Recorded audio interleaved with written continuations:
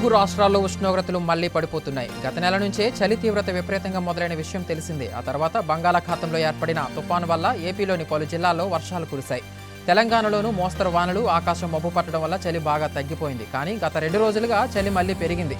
రానున్న రోజుల్లో మరింత తీవ్రం కానుందని ప్రజలు జాగ్రత్తగా ఉండాలని వాతావరణ శాఖ హెచ్చరిస్తోంది.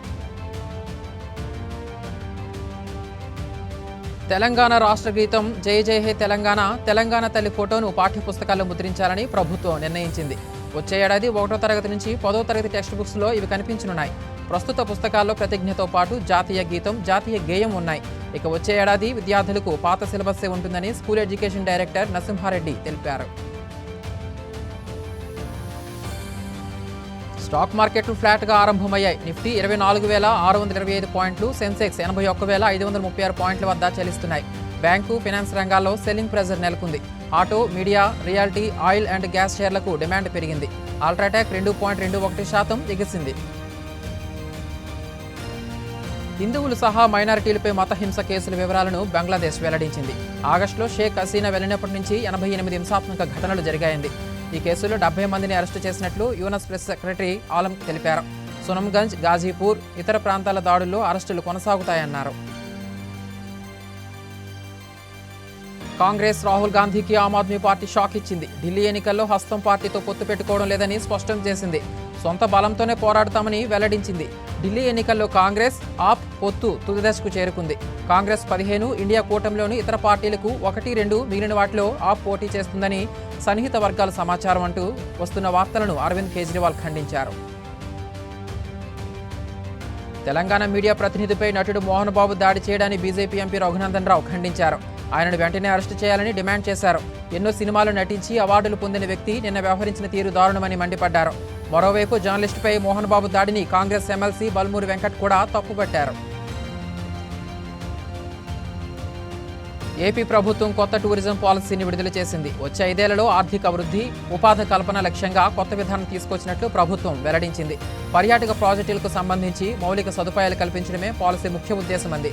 Echo, cruise, backwater tourism, beach సర్క్యూట్లను ప్రోత్సహించడంతో పాటు ఆయా రంగాల్లో పెట్టుబడులు ఆకర్షించేలా పాలసీ రూపొందించినట్లు వివరించింది. శ్రీశైలంలో నేటి నుంచి కార్తీక మాస శివదీక్ష విరమణ ప్రారంభం కానుంది. 15వ తేదీతో ముగిసే ఈ కార్యక్రమానికి పాతాళగంగా మార్గంలోని శిబిరాలు ఏర్పాట్లు చేసినట్లు దేవస్థాన ఈవో శ్రీనివాసరావు చెప్పారు. గత నెల 2న మండల దీక్ష, 21న అర్ధమండల దీక్ష స్వీకరించిన భక్తులు విరమించవచ్చని చెప్పారు. నైరుతి బంగాళాఖాతంలో ఏర్పడిన అల్పపీడనం ప్రభావంతో నేడు ఏపీలో వర్షాలు పడతాయని ఏపీ ఎస్డీఎంఏ తెలిపింది. నెల్లూరు, అన్నమయ్య, చిత్తూరు జిల్లాల్లో కొన్ని చోట్ల తేలికపాటి నుంచి ఓ మోస్తరు వర్షాలు పడే అవకాశం ఉందని చెప్పింది. కృష్ణా, గుంటూరు, ప్రకాశం జిల్లాల్లో తేలికపాటి జల్లులు పడతాయంది. రేపు నెల్లూరు, అనంతపురం, వైఎస్ఆర్, చిత్తూరు జిల్లాల్లో ఓ మోస్తరు నుంచి భారీ వర్షాలు పడే అవకాశం ఉందని వెల్లడించింది. నిన్న మీడియాపై దాడి అనంతరం మోహన్ బాబు సైతం ఆసుపత్రిలో అడ్మిట్ అయిన సంగతి తెలిసిందే. గచ్చిబౌలిలోని ఓ ప్రైవేట్ ఆసుపత్రిలో ఆయన చికిత్స తీసుకుంటున్న వీడియోలు నెట్టింట వైరల్ అవుతున్నాయి.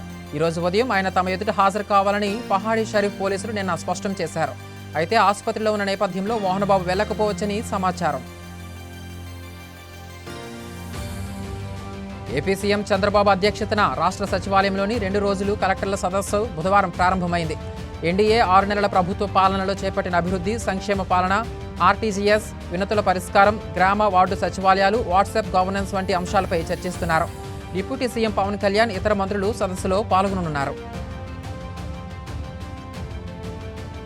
పవన్ సరసన హరిహర వీరమలలో నటిస్తున్న హీరోయిన్ నిధి అగర్వాల్ కీలక అప్డేట్ ఇచ్చారు. ఈ మూవీ వచ్చే ఏడాది మార్చి 28న విడుదల కానుందని ఓ షాపింగ్ మాల్ ఓపెనింగ్ సందర్భంగా తెలిపారు. మూవీ షూటింగ్ దాదాపు పూర్తయిందని, రానున్న 5 నుండి 10 రోజుల్లో ఓ సాంగ్ విడుదలవుతుందని చెప్పారు. దీంతో పవన్ ఫ్యాన్స్ ఖుషి అవుతున్నారు. విజయనగరం రాజీవ్ మైదానంలో గత 4 రోజులుగా జరుగుతున్న బూలె రామారావు స్మారక ఉత్తరాంధ్ర ఫుట్బాల్ పోటీలు మంగళవారం రాత్రితో ముగిశాయి. ఫైనల్ మ్యాచ్లో స్టార్ ఫ్లెక్సీ, తగరపువలస జట్లు పోటీ పడగా 2-0 తేడాతో తగరపువలస జట్టు విజేతగా నిలిచింది. విజేతలకు ట్రోఫీలు అందజేసి అభినందించారు. గయ్యాలి అత్తగా అందరి మనస్సులను చిరస్థాయిగా నిలిచిపోయిన సూర్యకాంతమ్మ శత జయంతి ఉత్సవాలు విజయనగరం గురజాడ కళాభారతి వేదికపై మంగళవారం రాత్రి ఘనంగా జరిగాయి. గుండమ్మక్క సూర్యకాంతమ్మ అభిమాన సంఘం ఆధ్వర్యంలో నిర్వహించిన ఈ వేడుకల్లో ముందుగా సూర్యకాంతం చిత్రపటానికి పూలమాలలు వేసి ఘన నివాళులర్పించారు. సూర్యకాంతమ్మ తెలుగింటి అత్తగారు డాక్యుమెంటరీ వీడియో ప్రదర్శన ఆకట్టుకుంది. మామిడి రైతులకు ప్రభుత్వం శుభవార్త చెప్పింది. 5 ఏళ్ల తర్వాత మళ్లీ మామిడి పంటకు ఇన్సూరెన్స్ సదుపాయం కల్పించింది. రైతు వాటా కింద హెక్టార్కు 5,000 రూపాయలు చెల్లించి ఇన్సూరెన్స్ చేసుకోవాలని ఉద్యానవన శాఖ అధికారి జమదగ్ని తెలిపారు. ఈ నెల 15వ తేదీలోగా ప్రీమియం చెల్లించాలని సూచించారు. అనుకోని కారణాలతో పంట నష్టపోతే ఇన్సూరెన్స్ వర్తిస్తుందని రైతులు సద్వినియోగం చేసుకోవాలని చెప్పారు.